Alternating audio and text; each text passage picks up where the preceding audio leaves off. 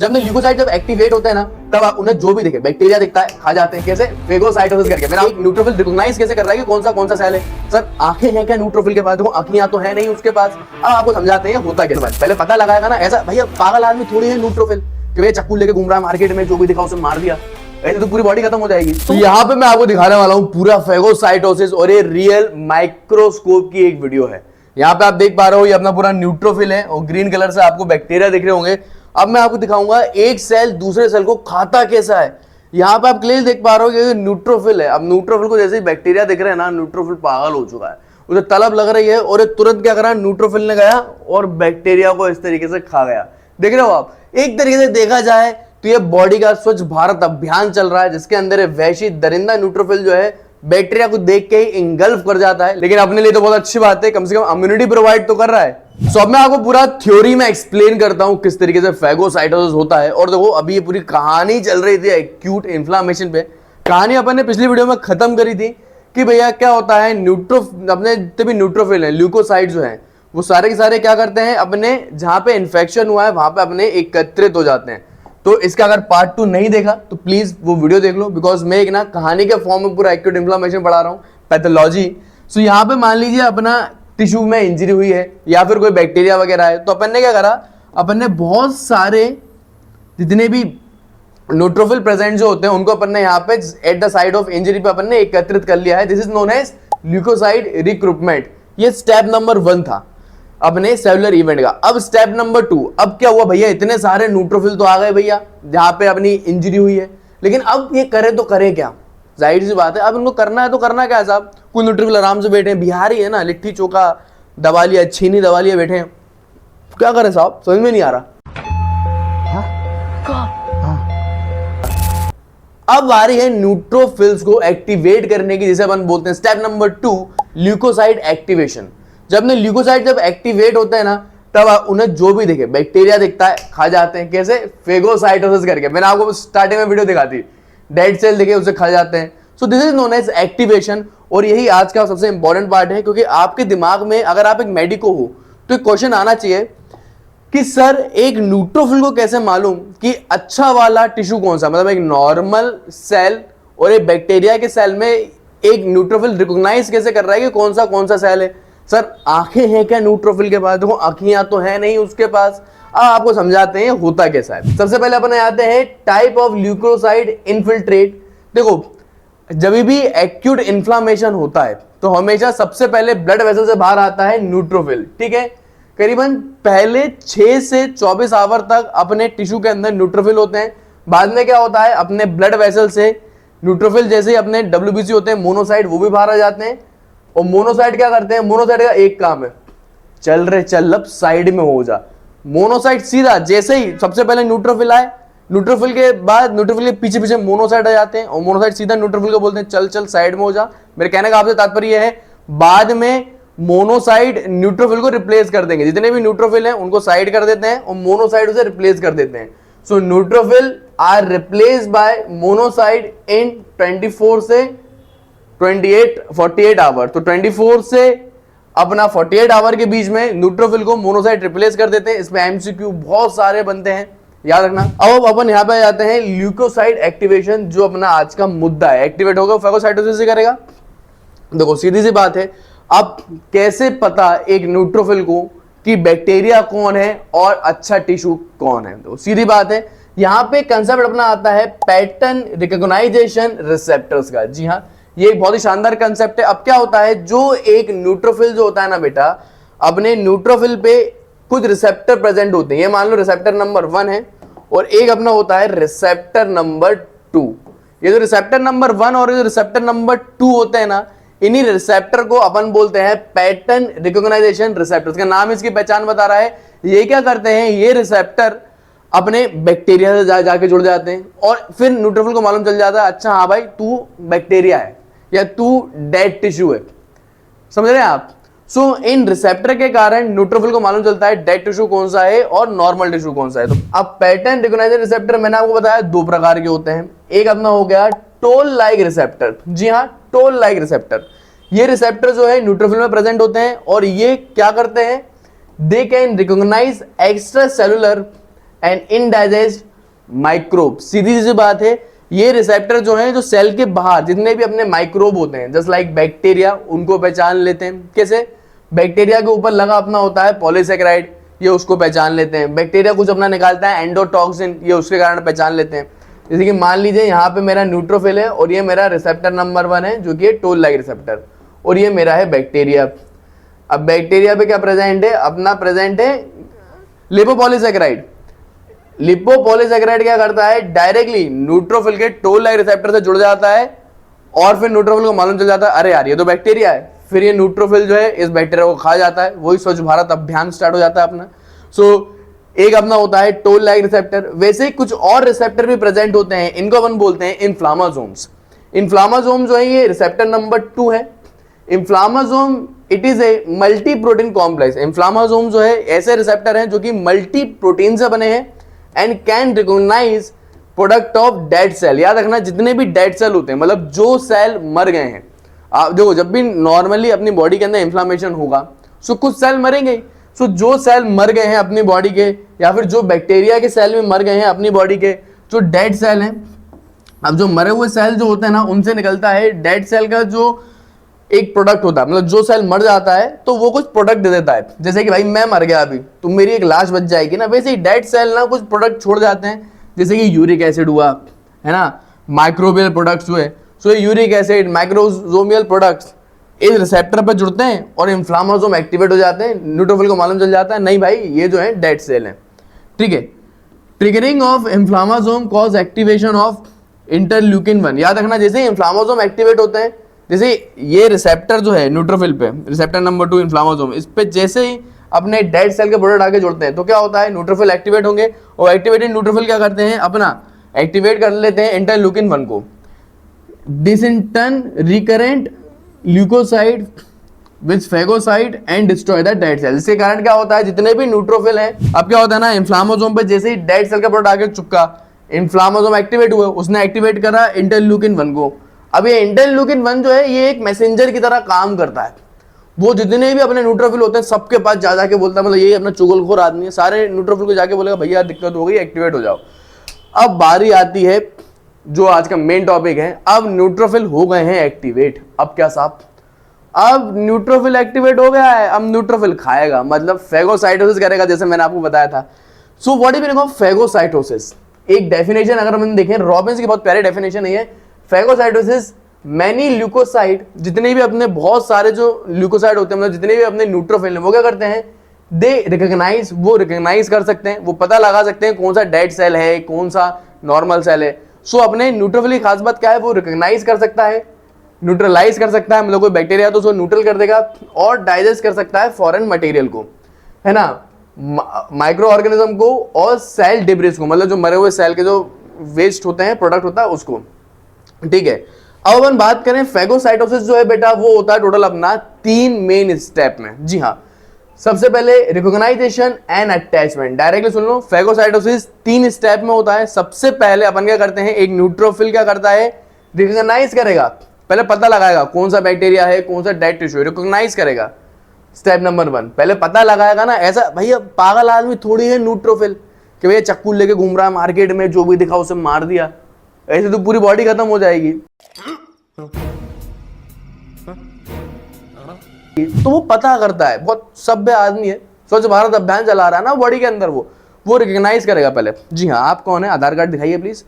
फिर वो अटैच होगा उस बॉडी से, फिर एनगल्फ करेगा। जैसे वो अटैच हो गया, उसने क्या करा? चुपचाप गया, आधार कार्ड दिखाइए प्लीज। जैसे बैक्टीरिया ने आधार कार्ड दिखाया, उसने कहा ओ माय गॉड आप बैक्टीरिया हैं, ऐसा हाथ मिला लिया, मतलब उसे अटैच हो गया।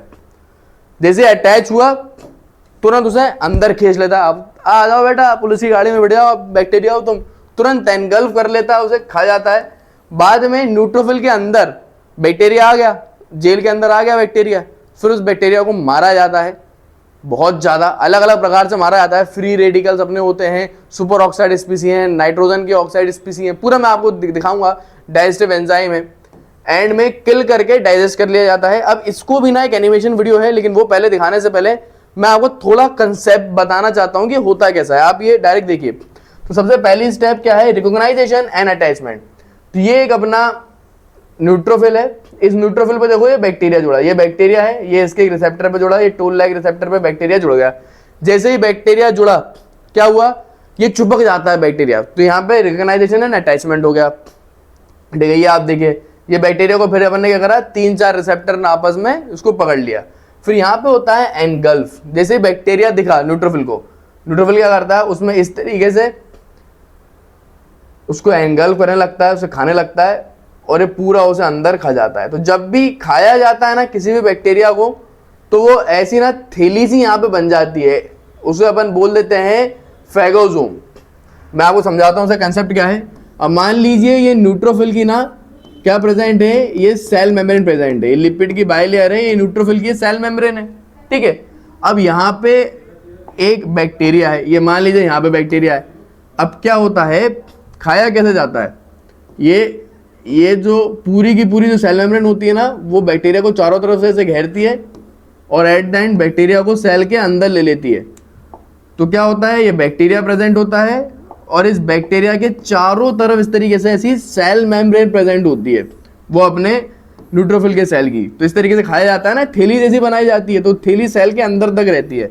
इसको अपन बोल देते हैं फेगो, मतलब खाना, जोम। ये फेगोजोम, ये फेगोजोम की थैली है जिसके अंदर अपना एक बैक्टीरिया बैठा है। ठीक है, फिर बाद में क्या होता है, अपना बैक्टीरिया के अंदर ना कुछ डाइजेस्टिव एंजाइम प्रेजेंट होते हैं, उनको बोलते हैं लाइसोसोमल एंजाइम्स। तो अपन क्या करते हैं, ये डाइजेस्टिव एंजाइम की थैली को अपन जो फेगोसोम है जिसके अंदर बैक्टीरिया है उसके साथ जोड़ते हैं ताकि डाइजेशन हो पाए बैक्टीरिया का। ये आप देखो, ये क्लियरली आपको दिख रहा है, ये दोनों थैलियां जुड़ गई हैं। ये क्या है, ये फेगोसोम है जिसके अंदर बैक्टीरिया है, और ये अपना डाइजेस्टिव एंजाइम वाली थैली है, लाइसोसोम है। इन दोनों थैलियों को जोड़ लिया है अपन ने, तो ये दोनों मिलकर अब बन गए फेगोलाइसोसोम। इस कॉमन थैली को अपन ने बोल दिया फेगोलाइसोसोम। अब इस थैली से डाइजेस्टिव एंजाइम निकलेंगे, वो पूरे बैक्टीरिया को खा लेंगे। क्यों? क्योंकि इस थैली के अंदर अपने डाइजेस्टिव एंजाइम है, कुछ अपने रिएक्टिव ऑक्सीजन की स्पीसीज हैं, बहुत डिटेल में भी बताने वाला हूं मैं। ये ओवरऑल मैंने आपको बताया किस तरीके से चीजें होती हैं। अब एक एनिमेशन दिखा देता हूं। देखो, मैं आपके लिए पूरी मेहनत कर रहा हूं, एनिमेशन दिखा रहा हूं, डिटेल में पढ़ा रहा हूं ताकि चीजें आपको याद रहें। ऐसा नहीं कि मैं आया पीपीटी बना दी और चला गया। डिटेल में पढ़ाने का एक काम है जौहरी एमबीबीएस का। मेक श्योर सब्सक्राइब करें, सारे नोट्स भी मिलेंगे आपको। वीडियो एंड तक देखो, अगर वीडियो लंबी है मतलब इसमें ज्यादा चीजें मैंने बताई हैं आपके लिए। एंड तक देखना, यूनिवर्सिटी में कैसे लिखना वो भी बताऊंगा, नोट्स भी मेरे दूंगा, और मेरे नोट्स मेरी वेबसाइट पे भी मिल जाते हैं, नीचे आप डिस्क्रिप्शन पे जाएं। ऐसे नोट्स हैं 3 दिन, सिर्फ 30 दिन में पूरा पैथोलॉजी आप खत्म कर सकते हो। बहुत ही शानदार नोट्स हैं। ये तो सैंपल है जिससे आप पढ़ रहे हो। मेरे रियल नोट्स में अपने केस स्टडी है, एमसीक्यू है, मेमोरी हैक के पैटर्न है, एसोसिएशन रीजंस है, एडकॉम भी है। बहुत ही शानदार नोट्स आपके लिए बनाए हैं। चलिए अब इसकी एनिमेशन देखते हैं। तो यहाँ पे अपना देखो पहला स्टेप चल रहा है रिकॉग्नाइजेशन एंड एडेशन। ये न्यूट्रोफिल है, ये इसके रिसेप्टर है, टोल लाइक रिसेप्टर, और ये बैक्टीरिया है। तो आप देखो, सबसे पहले क्या होता है ना, बैक्टीरिया जो है वो अपना यहाँ पे जाके चिपकेगा न्यूट्रोफिल के रिसेप्टर पे, या टोल लाइक रिसेप्टर है। अब जैसे ही ये रिसेप्टर पे जाके जुड़ जाता है, ये आप देखिए न्यूट्रोफिल हो जाते हैं एक्टिवेट, नहीं भाई अटैचमेंट हो गया। अब न्यूट्रोफिल क्या करते हैं, तो खाने की तैयारी करते हैं, एनगल्फ की तैयारी करते हैं। कैसे? न्यूट्रोफिल की ये तो सेल मेम्ब्रेन है ना, ये ऐसे देखो ऊपर जाती है बैक्टीरिया के, और बैक्टीरिया को पूरा ऐसा एनगल्फ कर लेती है। अब यहाँ पे बैक्टीरिया के चारों तरफ बन गया है एक फेगोसोम। ठीक है, अब बारी आती है इस बैक्टीरिया को मारने की। ऑलरेडी अपने सेल के अंदर प्रेजेंट होते हैं कुछ लाइसोसोम एंजाइम। ये इस फेगोसोम, ये जो थैली है इस फेगोसोम थैली पे जुड़ेगी, और यहाँ पे कॉमन थैली बन जाती है फेगोलाइसोसोम, जिसके कारण ये मारा जाता है। अब मैं आपको डिटेल में पढ़ाता हूं मेरे नोट्स में कितने तरीके के डाइजेस्टिव एंजाइम होते हैं, ये फ्री रेडिकल कैसे काम करते हैं। चलिए आगे बढ़ते हैं। अब तो सबसे पहले रिकॉग्नाइजेशन एंड अटैचमेंट, ये ऑलरेडी मैं आपको बता चुका था। Receptor on surface of phagocytic cell, जो न्यूट्रोफिल होते हैं या और भी फेगोसाइटिक सेल होते हैं, उनके ऊपर कुछ रिसेप्टर होते हैं जैसे कि टोल लाइक और इन्फ्लामेसोम रिसेप्टर। इससे उन्हें पता चलता है कौन सा बैक्टीरिया कौन सा डेड टिश्यू है, ये ऐसे रिकॉग्नाइज करते हैं। अब यहाँ पे कंसेप्ट है जिसको अपन बोल देते हैं ऑप्सोनेंस। अब क्या रहते हैं, कितनी बार जो बैक्टीरिया वगैरह रहता है ना, इन बैक्टीरिया के ऊपर आके अपने, अब बैक्टीरिया आपकी बॉडी के अंदर आ गया तो क्या रहता है, इस बैक्टीरिया को कितनी बार पकड़ लेता है अपना एंटीबॉडी। तो इस तरीके से क्या है, एंटीबॉडी बैक्टीरिया को पकड़ लेता है। ना सिर्फ एंटीबॉडी, कुछ अपने कॉम्प्लीमेंट्री प्रोटीन होते हैं जैसे कि अपना C3b कॉम्प्लीमेंट्री प्रोटीन। ये कॉम्प्लीमेंट्री प्रोटीन में क्या करते हैं, अपने बैक्टीरिया को इस तरीके से चारों तरफ से पकड़ लेते हैं। This process is known as, ये जितने भी अपने एंटीबॉडी हैं ये अपने C3b प्रोटीन है, इन सबको मिला के अपन बोल देते हैं ऑप्सोनिन्स मॉलिक्यूल। ये मॉलिक्यूल जब जब अपने बैक्टीरिया पे जुड़े होते हैं ना, तो ये जो प्रोसेस होती है ना रिकग्नाइज करने की और न्यूट्रोफिल से जुड़ने की, ये प्रोसेस बहुत ही जल्दी होने लगती है। मतलब मान लीजिए अगर एक नॉर्मल बैक्टीरिया है और एक वो वाला बैक्टीरिया है जिसके चारों तरफ अपने ऑस्फोनिन जुड़े हुए हैं, मतलब एंटीबॉडी जुड़ी हुई है, कॉम्प्लीमेंट्री प्रोटीन जुड़े हुए हैं।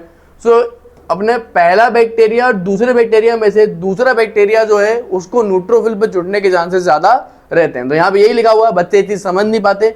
इस प्रोसेस को अपन बोलते हैं ऑप्सोनाइजेशन। अब फेगोसाइटोसिस इज एनहेंस, फेगोसाइटोसिस की प्रोसेस और भी अच्छे से हो सकती है व्हेन न्यूट्रोफिल के रिसेप्टर जो है रिकग्नाइज करें वो वाले बैक्टीरिया को, वो वाले माइक्रोब को जो कि कोट हो एक स्पेशल प्रोटीन से, जिसको अपन बोल देते हैं ऑप्सोनिन। जैसे कि स्पेशल प्रोटीन मतलब अपने IgG एंटीबॉडी। अब IgG ये आपको याद करना पड़ेगा कि स्पेसिफिक प्रोटीन में कौन से होते हैं, ये नीट के MCQ में आ जाता है, वाइवा हम आपसे पूछ लेते हैं। ठीक है, फिर अपन आ गए एनगल्फ पे। सो मैं ऑलरेडी आपको बता चुका था फेगोसोम के बारे में, ये वो वाली थैली है इसके अंदर बैक्टीरिया है। फेगोलाइसोसोम मतलब वो वाली थैली जिसके अंदर अपना वो भी है बैक्टीरिया प्लस लाइसोसोम की थैली है। अब किलिंग, अब अपन आते हैं, एंगल्फ हो गया, अब किलिंग। किलिंग बहुत ही ईजी है। जैसे ही बैक्टीरिया, ये फेगोसोम है और ये लाइसोसोम की थैली है, जैसे ही आपस में जुड़ती हैं डाइजेस्टिव एंजाइम निकलते हैं और वो इस बैक्टीरिया को मारने लगते हैं। बट कैसे मारते हैं, किलिंग कैसे होती है वो अपन देखते हैं। सो मोस्ट इंपॉर्टेंट माइक्रोसाइडल एजेंट्स, मतलब ऐसे एजेंट जो माइक्रोब को मारें, वो कौन से होते हैं? रिएक्टिव ऑक्सीजन की स्पीसी, नॉर्मल ऑक्सीजन नहीं जो आप सांस में लेते हो, रिएक्टिव ऑक्सीजन की स्पीसी, रिएक्टिव नाइट्रोजन की स्पीसी जो कि अपनी बनती है नाइट्रोजन ऑक्साइड से, और अपने लाइसोसोमल एंजाइम्स। अब क्या होता है, बैक्टीरिया को मारने के 3 तरीके हैं, या तो रिएक्टिव ऑक्सीजन की स्पीसी मार दें, या फिर रिएक्टिव नाइट्रोजन की स्पीसी मार दें, या फिर एंड में अपन मारते हैं उसको अपने लाइसोसोमल एंजाइम के कारण। अब देखो अब चीजें कैसे होती हैं आप समझो। सबसे पहले रिएक्टिव ऑक्सीजन की स्पीसी आप समझो, जिसको अपन क्या बोलेंगे? ROS, रिएक्टिव ऑक्सीजन की स्पीसी। During process oxygen is reduce. अब क्या होता है ना, अपनी बॉडी ऑक्सीजन का इस्तेमाल करती है, सेल। अब सेल जब भी ऑक्सीजन का इस्तेमाल करता है ना, एट द एंड ऑक्सीजन को अपन रिड्यूस कर लेते हैं किसमें? सुपर ऑक्साइड आयन में। ठीक है, ये सुपर ऑक्साइड आयन में अपन ने इसको कन्वर्ट कर लिया। अब ये जो सुपर ऑक्साइड आयन जो होता है ना, एक्चुअली में इसको फिर अपन और फर्दर कन्वर्ट करते हैं अपने हाइड्रोजन परऑक्साइड में। याद रखना, हाइड्रोजन परऑक्साइड जो है बहुत ही खतरनाक केमिकल है। हाइड्रोजन परऑक्साइड का एक ही काम है, मारना। ये एक तरीके का फ्री रेडिकल होता है। फ्री रेडिकल ऐसे सब्सटेंस होते हैं जिनके अंदर इलेक्ट्रॉन कम होते हैं, तो ये चीजों को तोड़ते हैं। तो हाइड्रोजन परऑक्साइड बहुत ही जरूरी है। तो हाइड्रोजन परऑक्साइड क्या करता है, ये डायरेक्टली अपने बैक्टीरिया वगैरह को मार देता है। लेकिन जितने भी अपने बैक्टीरिया होते हैं, मोस्ट ऑफ बैक्टीरिया ना हाइड्रोजन परऑक्साइड से मरते नहीं है। तो अपने सेल के अंदर एक एंजाइम होता है, उसे अपन बोल देते हैं माइलो परऑक्सीडेज एंजाइम। ये माइलो परऑक्सीडेज एंजाइम क्या करता है, अपना ये हाइड्रोजन परऑक्साइड को और सुपर पावर में कन्वर्ट करता है। कैसे? उसमें एक क्लोराइड का मॉलिक्यूल जोड़ के। सो माइलो परऑक्सीडेज एंजाइम क्या करता है, अपना ये जो परऑक्साइड बना है इसके अंदर अपना जोड़ देता है, क्या? उसके अंदर वो जोड़ देता है अपना क्लोराइड का एक मॉलिक्यूल, जिसके कारण एट द एंड अपना बन जाता है हाइड्रोक्लोरस रेडिकल। तो होता क्या है, सबसे पहले अपन ने लिया ये अपना सुपर ऑक्साइड, ये सुपर ऑक्साइड का मॉलिक्यूल है, उसको अपन ने कन्वर्ट कर लिया हाइड्रोजन परऑक्साइड में। फिर हाइड्रोजन परऑक्साइड में अपन ने क्या करा, एक क्लोराइड का आयन जोड़ा। तो यहां पे क्या बना अपना हाइपोक्लोरस रेडिकल। अब ये हाइपोक्लोरस रेडिकल जो होता है ना, ये भी एक तरीके का बहुत ही खतरनाक फ्री रेडिकल है। ये डायरेक्टली बैक्टीरिया की जो लिपिड, जो सेल मेम्ब्रेन होती है लिपिड की, उसको तोड़ देता है, वो बैक्टीरिया को पूरा डिस्ट्रॉय कर देता है। तो इस तरीके से काम होता है। फिर अपना अपन बात कर देते हैं रिएक्टिव नाइट्रोजन की स्पीसी की। अब नाइट्रोजन ऑक्साइड होती है, नाइट्रोजन ऑक्साइड जो है डायरेक्टली अपना रिएक्ट करती है सुपर ऑक्साइड आयन के साथ, और यहां पे अपन बना लेते हैं फ्री रेडिकल एक तरीके का जो हाईली खतरनाक है, उसको बोल देते हैं परऑक्सी नाइट्राइड। ये परऑक्सी नाइट्राइड जो रहता है ना, ये भी एक प्रकार का बहुत ही खतरनाक फ्री रेडिकल होता है। ये भी अपने बैक्टीरिया को तोड़ देता है। एट द एंड ऑक्सीजन की स्पीसी है, अपना नाइट्रोजन की स्पीसी है, उसके अलावा अपने बहुत सारे डाइजेस्टिव एंजाइम भी प्रेजेंट होते हैं जो डायरेक्टली बैक्टीरिया को तोड़ देते हैं। सो इतने डिटेल में जब आप पढ़ोगे तभी काम आएगा। अब यूनिवर्सिटी एग्जाम में कैसे लिखना है, सारे नोट्स में दूंगा। उससे पहले एक एमसीक्यू, क्योंकि नीट पीजी में आया था डायरेक्टली, और इससे मालूम चलेगा कि आपको आज का लेक्चर कितना समझ में आया। So this is the poll time. So ये डायरेक्टली एमसीक्यू आपके नीट पीजी में आया था। The process of coating particle to enhance phagocytosis is known as, मतलब कि वो वाली प्रोसेस जिसके कारण फेगोसाइटोसिस एनहेंस होता है उसको अपन क्या बोलते हैं। सो यहाँ पे देखो 3 ऑप्शन है, 5 मिनट आपको दूंगा, वीडियो को पोस्ट करो, कमेंट में ऑप्शन लिख के आओ। अगर मेरे साथ एंगेज करके पढ़ोगे तो अच्छे नंबर आएंगे, 100% गारंटी। और इसकी पार्ट 2 की वीडियो में मैंने एमसीक्यू पूछा था और उसमें सही जवाब देने वाले थे अपने 2 लोग। सबसे पहले इन लोगों ने दिया था, एक ईमान जाफर ने और रुखसर ने। तो इन दोनों लोगों को भैया शाउट आउट है। और मैं आप सबसे लोगों से बोलूंगा एमसीक्यू का आंसर दो। इससे आप शाउट आउट के लिए मत दो एमसीक्यू का आंसर, आप एमसीक्यू का आंसर दो अपनी नॉलेज चेक करने के लिए, क्योंकि मैंने इतना आपको पढ़ाया, उतना आपको आया कि नहीं आया समझ में। और नेक्स्ट वीडियो किस में चाहिए आप वो भी साथ में कमेंट में लिख सकते हो, मैं कमेंट रीड करके नेक्स्ट वीडियो भी बना दूंगा। चलो, सो मेरे हिसाब से आपने वीडियो पोस्ट करा होगा। यहाँ पे फर्स्ट ऑप्शन है एंडसाइटोसिस, नहीं। कीमोटैक्सिस, नहीं। तीसरा ऑप्शन है ऑप्सोनाइजेशन। जी हाँ, मैंने आपको पढ़ाया भी था। फेगोसाइटोसिस कब एनहांस होता है, जब बैक्टीरिया पे ऑलरेडी एंटीबॉडी वगैरह चिपकी हो। सो इस तरीके से नीट पीजी में एमसीक्यू आते हैं यार, बहुत ही आसान है। ठीक है, फिर बात अपन करें, ये कहानी अपन पढ़ रहे थे एक्चुअली मैं पूरा आपको एक केस स्टडी के फॉर्म में पढ़ा रहा था, जिसमें मैंने पहला, दूसरा और तीसरा क्वेश्चन पढ़ा दिया है। अब अपन 14 क्वेश्चन पढ़ेंगे, केमिकल मीडिएटर। तो बेटा अगला जो वीडियो है वो भूलना नहीं है, वो है केमिकल मीडिएटर का। ये इन्फ्लामेशन में केमिकल मीडिएटर कैसे होते हैं डायरेक्टली आता है शॉर्ट नोट में। उसके अलावा रीजनिंग भी मैं आपको आखिरी पार्ट में पढ़ाऊंगा। वैसे मेरा एक ऐप भी है जिसका नाम है जौहरी एमबीबीएस, उसमें पूरा ऐसा कोर्स मैंने बनाया है, पैथोलॉजी 30 दिन में रट लूंगे। नए क्लिनिकल केस स्टडी है, रीजनिंग है, सब कुछ चला है। बुक की पीडीएफ फ्री में है, आईएमपी टॉपिक फ्री में है, 2-3 वीडियोस भी फ्री में है। तो एटलीस्ट फ्री का मटेरियल लेने के लिए, मजे लेने के लिए तो डाउनलोड करो, नीचे डिस्क्रिप्शन पे लिंक है। चलो, अब यूनिवर्सिटी में आप कैसे लिखेंगे, जो मेन टिप्स होती हैं वो आपको बताता हूँ। सो एग्जाम के लिए सबसे ज्यादा अच्छी चीज मैं आपको बताऊं, डायरेक्टली फेगोसाइटोसिस पे शॉर्ट नोट आता है। सो आपको डेफिनेशन लिखना है, 3 पार्ट में प्रोसेस होती है वो लिखना है, और हर पार्ट को इतना ही एक्सप्लेन करना है। याद रखना, जिसमें ये जो लाइन है ना, इसको अपन बोलेंगे कीवर्ड लाइन। अगर आप ये लिखते हो, देखो टॉपर के ज्यादा मार्क्स क्यों आते हैं, क्योंकि वो ऐसी लाइनें लिखता है, उसको एग्जाम का लेंस पता होता है। तो एग्जाम लेंस टिप है ये मेरी तरफ से, उसको पता है क्या लिखूंगा तो एग्जामिनर ज्यादा मार्क्स देगा। तो ये ऑप्शनिन वाला अगर आप चीज लिखोगे ना, तो एग्जामिनर को लगता है कि नहीं आपने डिटेल में रॉबिन वगैरह पढ़ी है। तो ये बहुत ही कीवर्ड लाइन है। ऐसे टेबल बना के लिखना, फेगोसोम और फेगोलाइसोसोम में, और फिर आपको पूरा डिटेल में लिखना कि अपना रिएक्टिव ऑक्सीजन स्पीसी, नाइट्रोजन स्पीसी, लाइसोसोम क्या होते हैं, और एट द एंड ऐसा एक डायग्राम बनाना है। ये पूरे नोट्स मेरी वेबसाइट पर अवेलेबल हैं, वहां आपको मिल जाएंगे। नेक्स्ट वीडियो के लिए तैयार रहें, क्योंकि वो मेन वीडियो है केमिकल मीडिएटर शॉर्ट नोट में।